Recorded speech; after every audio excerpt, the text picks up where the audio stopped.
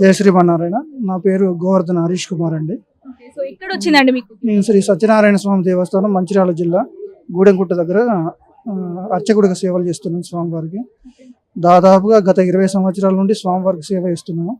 ఇన్ని సంవత్సరాల తర్వాత స్వామివారి కృపాకటాక్షాలతోటి గవర్నమెంట్ సహకారంతో నాకు ఇక్కడ పరిచారక అనే పోస్టు లభించిందండి. దీనికి నేను చాలా సంతోషిస్తున్నాను. ఒకసారి చూపిస్తారా మాకు ఇది?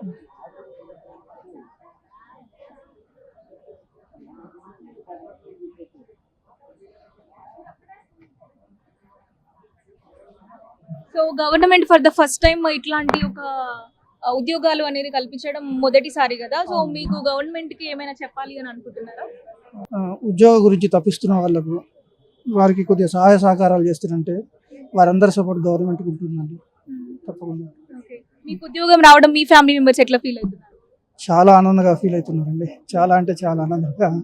మేడం చెప్పండి, మీరు ఎలా ఫీల్ అవుతున్నారు? నేను చాలా హ్యాపీగా ఫీల్ అవుతున్నాను. వాళ్ళ శ్రీమతి నేను హ్యాపీగా ఫీల్ అవుతున్నాను. చాలా 20 years నుంచి తను స్ట్రగుల్ పడుతున్నారు దీనికోసం అని. ఇప్పుడు రిజల్ట్ వచ్చినందుకు ఇవాళ చాలా హ్యాపీగా ఉంది. అందరం ఫస్ట్ మా ఆయనకే, తర్వాత గవర్నమెంట్ కి. స్ట్రగుల్ చేశారు కదా తనే ఫస్ట్. లేదు, వాళ్ళు ప్రొవైడ్ చేస్తా అని చెప్పారు కదా.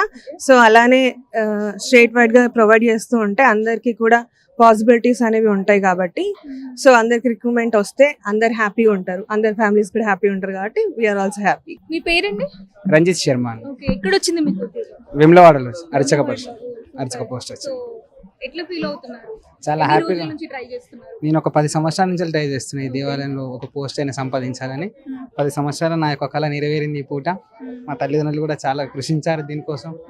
మా అన్నయ్య గారు ఆయన కూడా నాకు చాలా సపోర్ట్ చేసి ఒక జాబు, నేను చాలా 10 సంవత్సరాల వరకు శైవాగం చదువుకొని వేద పాఠశాల చదువుకొని ఇప్పుడు కూడా ఈ యొక్క పోస్టులు కూడా అర్హున్నాయి. చాలా ప్రయత్నం చేస్తేనే ఈ యొక్క పోస్ట్ కూడా లభించింది మనకు. స్వామివారి యొక్క కృపా కటాక్షాలు నా మీద ఉన్నాయి. స్వామివారి యొక్క సేవ నేను చేయాలనుకున్నాను కానీ స్వామివారు కూడా నేను అర్హున్నని భావించి నా యొక్క ఈ యొక్క ఉద్యోగం ఇప్పించాలని చెప్పి అనుకుంటూ ఉన్నాను. స్వామివారే ఇప్పించారు. మా యొక్క నేను నిమిత్త మాత్రునిగా భావిస్తూ స్వామివారే నాకు ఈ సేవకు నేను అర్హునని చెప్పి నాకు ఈ ఉద్యోగం స్వీకరించాలని చెప్తాను. గవర్నమెంట్ నిర్వహించిన ఉద్యోగాలు కదా, మరి అంత పారదర్శకంగా జరిగింది అని అనుకుంటున్నారా? అన్ని కూడా చాలా ప్రతిదీ కూడా మాకు అర్థమయ్యే విధంగా చెప్పుకుంటూ ఎగ్జామ్లో కూడా వీడియో ప్రతిదీ కూడా మేము ఎగ్జామ్ ఓరల్ కానీ రిటర్న్ కానీ ప్రతిదీ కూడా వీడియో ప్రూఫ్ తోటే చేసుకోవడం కూడా జరిగింది. అలా సో ఏం చెప్పాలనుకుంటున్నారు గవర్నమెంట్ ఈ సందర్భంగా, ఉద్యోగం వచ్చిన సందర్భంగా? చాలా సంతోషంగా అనిపిస్తుంది. గవర్నమెంట్ ఇలాంటి కార్యక్రమాలు ముందు కూడా చాలా నివర్తించాలి.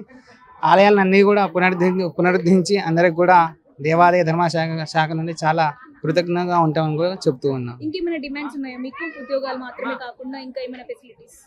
ప్రతి దాంట్లోనూ కూడా గవర్నమెంట్ బ్రాహ్మణుని ఆదుకుంటే చాలా సంతోషంగా భావిస్తామని చెప్తున్నాం. ఇప్పుడే మన కొండా సురేఖ మీరం గారు చెప్పారు, ప్రతి దాంట్లోకి మేము తోడుగా ఉంటాము. మీకు ఏమైనా సందేహాలు ఉన్నా, మీరు ఏదైనా మార్పులు చేర్పులు ఉన్నా సరే మేము దాన్ని మా వరకు తీసుకొస్తే మేము దాని యొక్క పరీక్షను ఇస్తామని చెప్పి కూడా చెప్పారు.